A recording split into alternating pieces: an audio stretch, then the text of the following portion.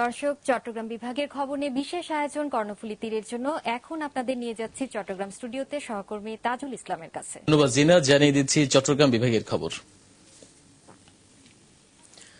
নোয়াখালীর মাইজদিতে আগুনে পুড়ে গেছে 50টিরও বেশি দোকান। স্থানীয়রা জানায় ভোরে এই দুর্ঘটনা ঘটে। এতে ফিরোজা শপিং কমপ্লেক্স, বিপণী বিতান, জোনাকি টেলিকম ও মাইজদি হকার্সের একাংশ সহ অর্ধশতাধিক দোকান পুড়ে যায়।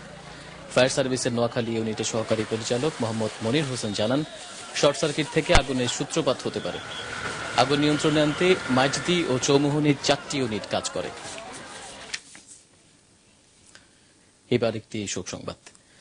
নোয়াখালী থিয়েটারের মহাপরিচালক ও নাট্য ব্যক্তিত্ব শামসুদ্দিন ফরহাদ ইন্তেকাল করেছেন। গতকাল সন্ধ্যায় নোয়াখালী জেলা শহরের হাউজিং এস্টেট এলাকার বাসায় তার মৃত্যু হয়। পুলিশ জানায়, শনিবার রাতে বাসায় ফেরার পর রোববার বিকেল পর্যন্ত অনেকে মোবাইলে তার সঙ্গে যোগাযোগ করার চেষ্টা করেও পাননি। কোনো সাড়া না পেয়ে তারা পুলিশে খবর দেয়। পুলিশ তার বাসার দরজা ভেঙে তার মৃতদেহ উদ্ধার করে। ধারণা করা হচ্ছে হৃদযন্ত্রের ক্রিয়া বন্ধ হয়ে তার মৃত্যু হতে পারে।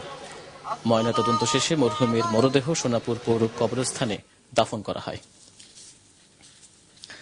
দর্শক, এই কর্ণফুলী তীরের আজকের আয়োজনে চলে যাব ঢাকা স্টুডিওতে জিনাতের কাছে।